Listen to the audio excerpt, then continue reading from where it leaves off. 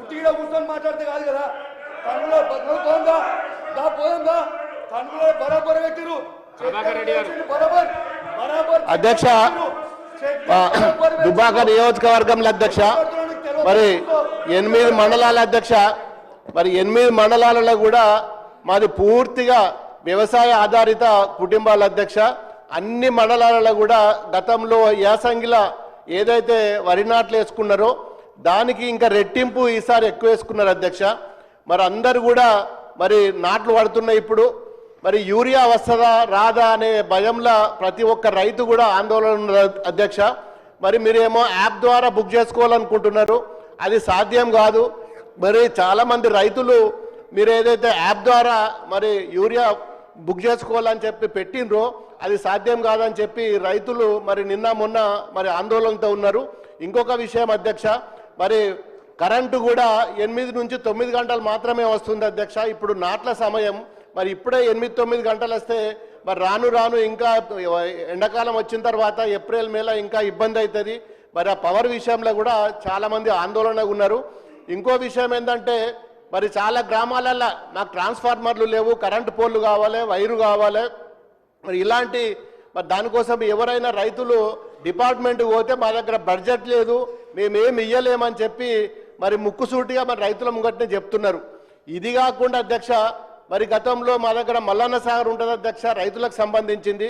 మరి కూడవెల్లి వాగులో మరి నీళ్లు వదిలిన తర్వాత పక్కన ఉన్న గ్రామాలకు మోటార్ల ద్వారా చాలా ఇరిగేషన్ మరి డిపార్ట్మెంట్కి సంబంధించిన మరి మోటార్లు కానీ కాలువలు కానీ మరి పూర్తిగా మరి మొన్నటి వర్షాలకు టెంపరీగా కాలువలు తీసుకున్నారు గతంలో.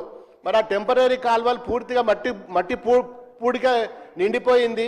మరి ఆ కాలువలు కూడా పూడిక తీయకపోతే ఈ సంవత్సరము దాని మీద ఆధారపడ్డ కాలువల మీద ఆధారపడ్డ రైతులు నష్టపోతారు.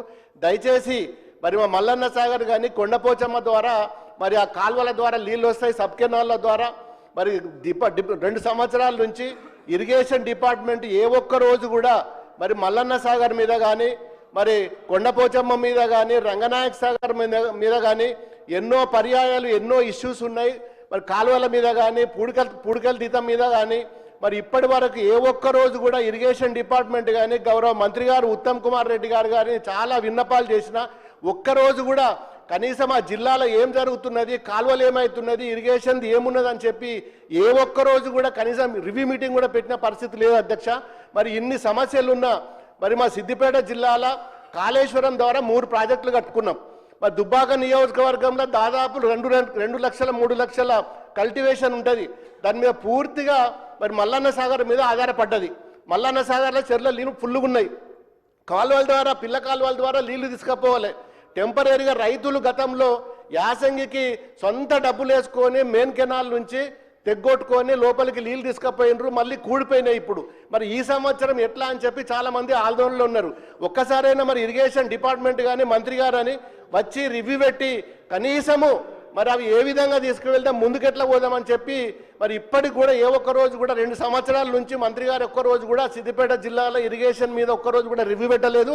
మరి గతంలో కట్టిన ప్రాజెక్టులు కానీ కాలువలు తీసే పరిస్థితి కూడా ఇవాళ ఈ గవర్నమెంట్ లేదంటే ఎంత దుర్మార్గమైన పరిస్థితి ఉందో ఒక్కసారి మీరైనా చెప్పాలి అధ్యక్ష. మరి యూరియా కానీ కరెంటు కానీ ఇరిగేషన్ కానీ ఈ 3 కూడా రైతులకు సంబంధించిన విషయము. మరి మొన్న రైతుల దగ్గర కొనుగోలు చేసిన ధాన్యం కూడా ఇప్పటి వరకు కూడా వారికి గోడాంలలో పెట్టలేక ఎప్పుడు కూడా అన్లోడ్ కాకుండా రైస్ మిల్ల ముంగట్నే ఉంటూనే అవి కూడా అన్లోడ్ చేసుకోవట్లేదు. ఇష్టం ఉన్నట్టు రైస్ మిల్ యజమానులు కూడా మరి తరుగు పేరు మీద ఇప్పటికి కూడా ఇంకా కటింగ్ చేస్తూనే ఉన్నారు. దీని మీద కూడా ఎవరు కూడా పట్టించుకునే నాదులు లేడు. మాది పూర్తిగా 8 మండలాలు ఉన్నాయి. 8 మండలాలు కూడా వ్యవసాయం సంబంధించిన రైతుల అధ్యక్ష.